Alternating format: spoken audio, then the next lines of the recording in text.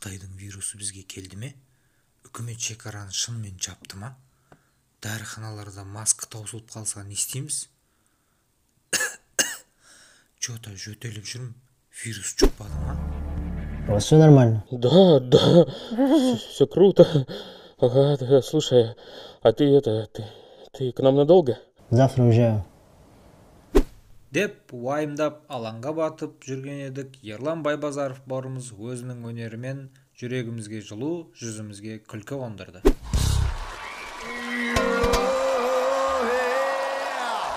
Класс! Круто. Ты Мужик, крутой! круто, красавчик. Головкин мен Димаштың қатарына қосылып келе жатқан Ерлан өзіміздің ауылдан шыққан қарапайым таксист екен. Деп оны өзімізге жағын сезіне бастап едік. Ол менің көршім, ауылым, қалам, мемлекетім, Қазақстаным мені мақтан тұту үшін қолымнан келген барлығын жасаймын деп жүрегіміздің төрінен бір-ақ орын алды.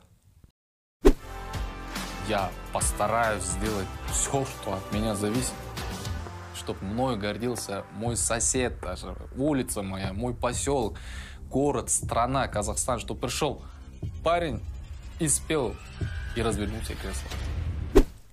Қолына домбырасын алып, Филицел әнімен жүримен қосып, бүкіл Украинаны өзіне тәнті етті.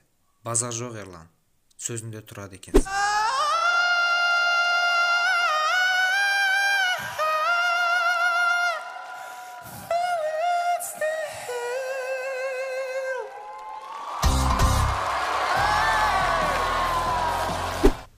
Соншама уақыт біз Ерланды қалай байқамадық? Бірден қайдан шықты ол десек, оны тани алмағанымыз біздің қатеміз екен.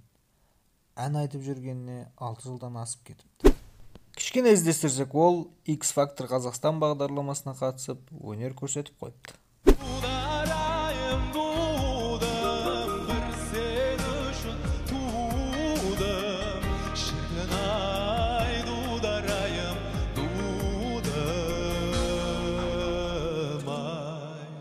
Сезім және шешімін қалай табамын атты қазақша әндерді де өз шығармашылықтары қатарына қосып үлгеріпті.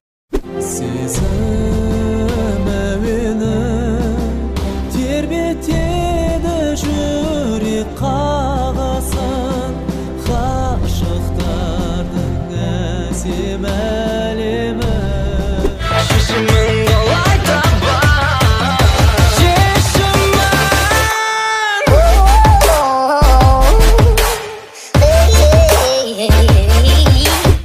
Ерланның сондай өнермен Қазақстанда сонша уақыт жүріп, Украинаға барып, бірақ танымал болғанына таңғалдық па? Әрине жоқ.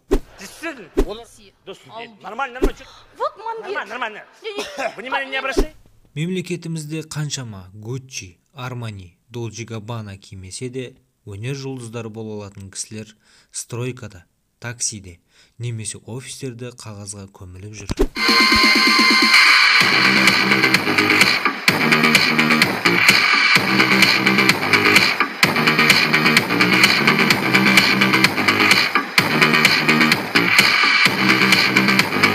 Ал Ерланға біз Украина даусында және шығармашылық өмірінде сәттілік тілеп, бүкіл жер жүзі апаттан бас көтере алмай жүрген бұл ауыр күндерде келешегімізге үміт болып бізді қуантқан үшін үлкен алғысымызды білдіреміз.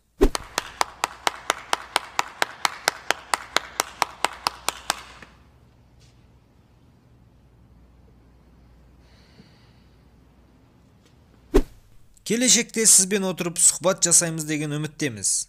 Қазір